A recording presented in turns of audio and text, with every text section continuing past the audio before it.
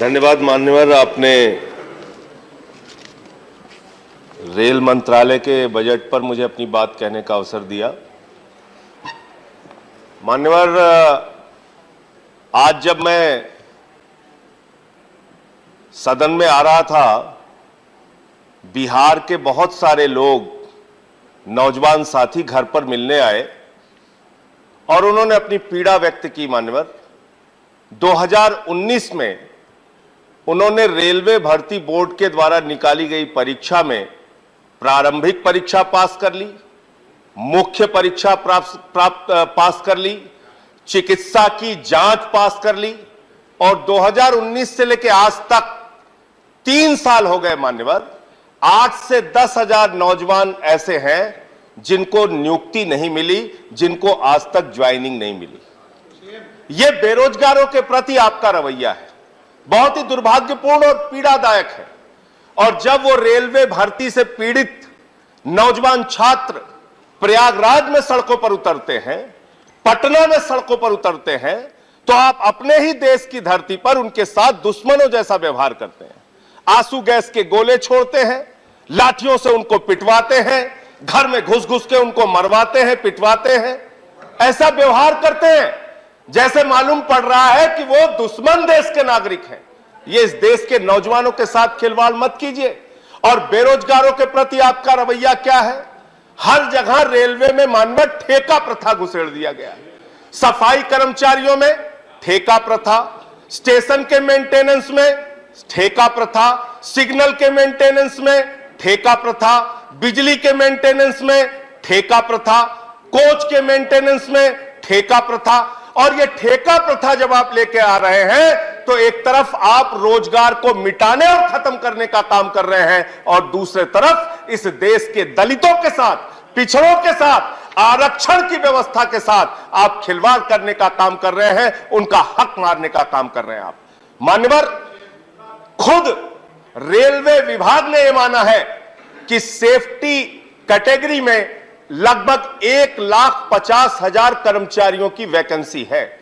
लगभग 1,50,000 रिक्तियां आपके पास सिर्फ सेफ्टी कैटेगरी में है, रेलवे की सुरक्षा के क्षेत्र में है। आप वो भर्ती करते नहीं।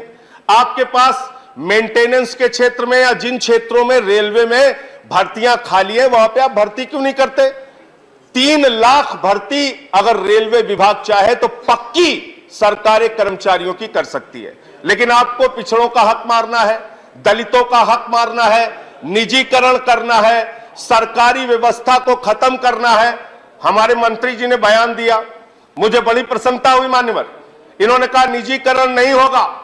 अब पता नहीं वित्त मंत्री और रेल मंत्री एक साथ बैठते हैं कि नहीं बैठते हैं, दोनों लोग आपस में चर्चा करते हैं कि नहीं करते हैं। वित्त मंत्री जी कहती हैं रेलवे की 26% संपत्तियां हम बेचेंगे, लगभग 1,50,000 करोड़ रुपए रेल की संपत्ति बेच के हम अर्जित करने का काम करेंगे। और मेरे पास तारीख है, 31,000 करोड़ रुपए की टेंडर इन्होंने निकाला, जिसमें से मात्र 7,200 करोड़ रुपए का इनको आय हुई, बाकी लोगों ने टेंडर में हिस्सा ही नहीं लिया।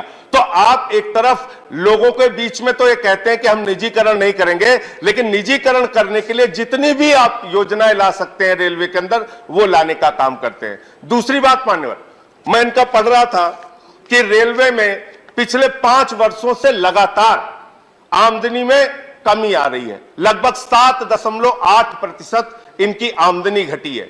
आमदनी भले ही रेलवे की घट रही हो, भले ही आपने पिछले दिनों में रेलवे के प्लेटफॉर्म की टिकट 50 रुपए कर दिया हो, पैसेंजर के किराए को आपने 3 गुना वृद्धि कर दिया हो, बाकी चीजों में वृद्धि कर दिया हो, लेकिन आपकी आमदनी 7.8% घटी। ये आंकड़े बताते हैं। लेकिन उसके बावजूद आप अपने राजनीतिक कारणों से रेलवे को घाटा पहुंचाने के लिए तैयार रहते हैं। आप अपने राजनीतिक कारणों से रेलवे का नुकसान करने के लिए तैयार रहते हैं। तो मैं ये कहना चाहता हूं, रेल मंत्री जी, थोड़ी संवेदनशीलता लाइए अपने प्रति।